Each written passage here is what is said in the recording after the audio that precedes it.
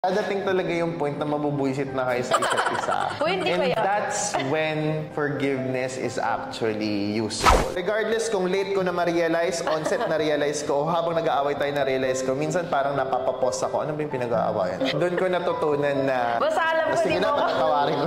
Alam ko di mo ako i-forgive. Wala ako kasalanan. Dadating talaga yung point na mabubuisit na kayo sa isa't isa.